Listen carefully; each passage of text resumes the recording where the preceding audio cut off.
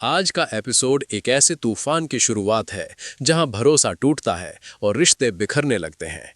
समीर के हाथ में वो सबूत आ चुका है जिसने उसकी पूरी दुनिया हिला दी है। गुस्से में जलता हुआ समीर सामने खड़े उस इंसान से जवाब मांगता है जिसने उसके विश्वास के साथ खेला।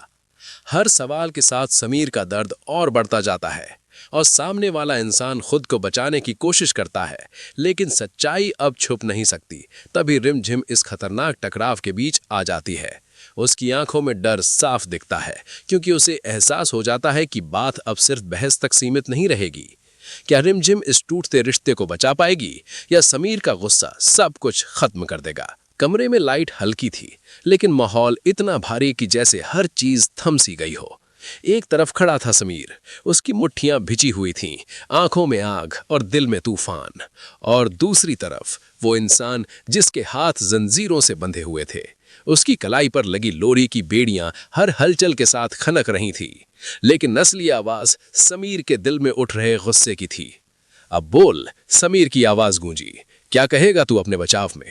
उसने अपने हाथ में पकड़ा रिमोट सामने दिखाया। ये देख रहा है, एक छोटा सा रिमोट, लेकिन इसने तेरी सच्चाई खोल दी। सामने खड़ा आदमी घबरा गया। समीर, मेरी बात सुन। चुप, समीर चीखा।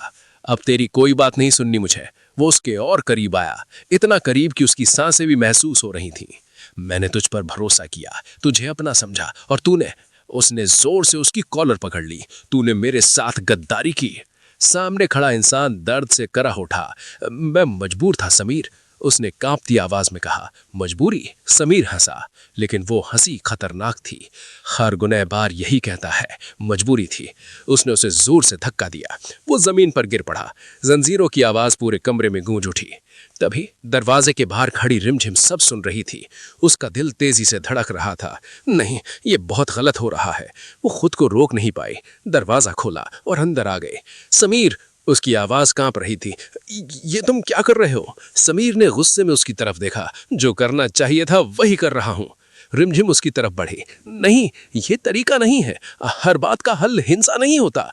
समीर ने ठंडी हंसी हंसी। हल? तुझे लगता है यह सिर्फ एक समस्या है? उसकी आंखों में दर्द था। ये धोखा है रिमझिम, धोखा।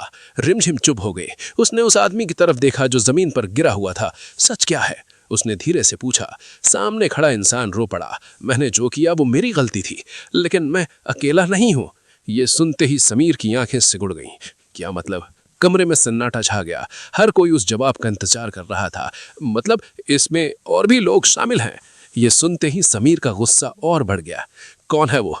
नाम बता। उसने उसका कॉलर पकड़ लिया, वरना मैं भूल जाऊंगा कि तू मेरा कभी अपना था। रिमझिम डर गई। समीर, प्लीज खुद को संभालो। लेकिन समीर अब रुकने वाला नहीं था। नाम बता। सामने वाला इंसान कांप रहा था। उसकी आंखों में डर साफ दिख रहा था।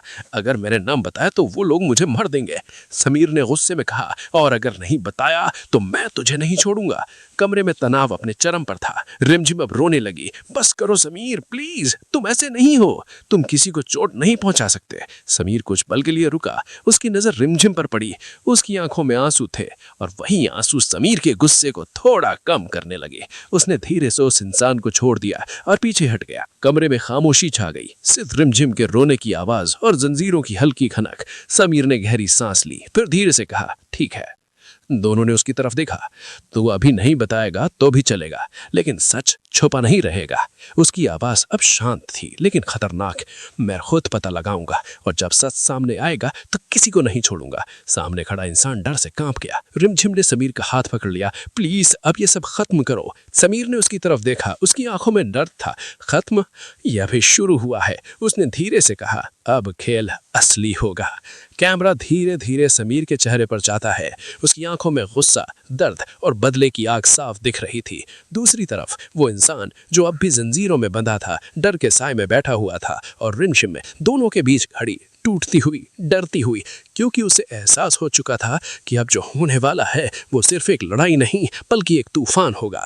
मुंबई की बारिश रुकने का नाम नहीं ले रही थी। एक पुराने लेकिन शानदार बंगले की बालकनी में खड़ी थी सिया, 25 साल की, गोरी, लंबे घने बाल और आंखों में वो दर्द जो शब्दों में बयान नहीं हो सकता। उसके हाथ में एक पुराना लॉकेट था जिसमें उसकी माँ की तस्वीर थी।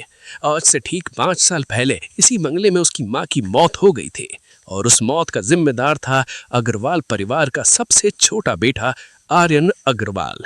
आर्यन अग्रवाल 29 साल का, शहर का सबसे मशहूर प्लेबॉय और बिजनेसमैन। ऊंचा कद, तेज नजरें, महंगी घड़ी और वो ठंडी मुस्कान जो लड़कियों को पागल कर देती थी। उसने सिया की मां को नौकरी के बहाने बुलाया था, फिर शराब पिलाकर गलत फायदा उठाने की कोशिश की थी। जब सिया की मां ने विरोध किया तो आर्यन ने उसे धक्का दे दिया। सीढ़ियों से गिरकर सिया की मां की मौत हो गई, लेकिन पैसे के जोर पर केस बंद कर दिया गया। पुलिस ने कहा एक्सीडेंट था। सिया ने उस दिन कसम खाई थी कि मैं आर्यन को प्यार में फंसाऊंगी, उसे अपने करीब लाऊंगी और फिर उसे वही दर्द दूंगी जो उसने मेरी मां को दिया था। प्यार और प्रतिशोध दोनों एक साथ। सिया ने अपनी शक्ल थोड़ी बदल ली, बालों को हल्का हाईलाइट करवाया और नाम रखा आस्था मेहरा। फिर वो आर्यन की कंपनी में मार्केटिंग डिपार्टमेंट में जॉब ले आई। पहले दिन जब आस्था यानी सिया आर्यन के सामने आई तो आर्यन की नजर अटक गई। उसने मुस्कुराते हुए कहा, तुम नई हो ना, बहुत अलग लग रही हो। सिया ने शर्माते हुए मुस्कुरा दिया, लेकिन अंदर से सोच रही थी जल्द ही तुम्हारी जिंदगी अलग हो जाएगी। धीरे धीरे सिया आर्यन के बहुत करीब आ गई। वो उसके लिए कॉफी बनाती, उसकी फाइल संभालती, रात को देर तक काम करती और कहती, सर आप इतने व्यस्त क्यों रहते हैं, कभी अपनी जिंदगी भी जियो।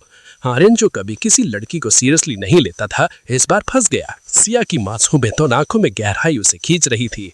3 महीने बाद आर्यन ने सिया से कहा, आस्था मैं तुमसे प्यार करता हूँ, तुम मेरी जिंदगी में वो रोशनी हो जिसकी मुझे हमेशा तलाश थी।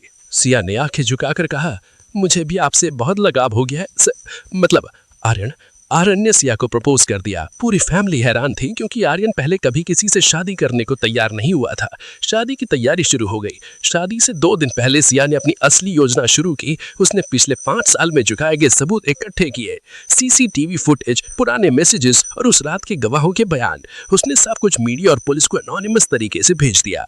शादी की रात सिया लाल लहंगे में बेहद खूबसूरत लग रही थी। आर्यन उसे देखकर मुग्ध था। मंडप में फेरे हो रहे थे। 7वें फेरे के बाद सिया ने आर्यन का हाथ पकड़ा और धीरे से बोली, आर्यन रुक जाओ। आर्यन हैरान हुआ। सिया ने अपना फोन निकाला और अपनी माँ की तस्वीर दिखाई। मेरा असली नाम सिया है, वो औरत जिसे तुमने 5 साल पहले मार डाला था वो मेरी माँ कही। आर्यन का चेहरा सफेद पड़ गया। सिया की आंखों में आंसू थे लेकिन आवाज में आग थी। तुमने मेरी माँ को शराब पिलाई, उसका फायदा उठाने की कोशिश की और फिर धक्का देकर मार डाला। आज तुम्हें मैं वही सब वापस दे रही हूँ। तभी पुलिस की गाड़ियां बंगले के बाहर आ गईं। मीडिया वाले भी पहुंच गए थे। सिया ने कहा, सबूत मैंने पहले ही भेज दिए हैं। आज तुम्हारी शादी नहीं, तुम्हारी गिरफ्तारी है। आर्यन चीखा, सिया मैं तुमसे सच में प्यार करता था। सिया ने ठंडे स्वर में जवाब दिया, मैं भी तुमसे प्यार करती थी, लेकिन वो प्यार मेरी माँ के लिए था। अब तुम जेल में सड़ोगे और हर रात मेरी माँ को याद करोगे। आर्यन को जेल में कर दिया गया। कोर्ट में केस चला। सिया ने बिना डरे गवाही थी। आर्यन को 14 साल की सजा हो गई। जेल में आर्यन हर दिन टूटता जा रहा था। वो सिया को पत्र लिखता, लेकिन सिया कभी जवाब नहीं देती। एक दिन सिया जेल आई। आर्यन ने कांच के उस पार रोते हुए कहा, मुझे माफ कर दो सिया, मैं बदल गया हूँ। सिया ने आंसू पोंछे और बोली, माँ के जाने के बाद मैं भी बदल गई थी आर्यन। मैं अब वो नाजुक लड़की नहीं हूँ जिसे तुम इस्तेमाल कर सकते थे। मैंने प्यार और प्रतिशोध दोनों चुना और मैं जीत गई। सिया जेल से बाहर आई। अब वो एक मजबूत महिला थी। उसने अपनी माँ के नाम पर एक फाउंडेशन शुरू किया जो उन महिलाओं की मदद करता था जिनके साथ अमीर लोग गलत व्यवहार करते थे। समय बीतता गया। अब सिया खुश थी। कभी कभी रात को वो बालकनी में खड़ी होकर बारिश देखती और फुसफुसाती, माँ प्रतिशोध पूरा हो गया, अब तुम आराम से सो सकती हो। आर्यन जेल में हर रात सिया को याद करता और सोचता, एक लड़की ने मुझे राजा से भिखारी बना दिया।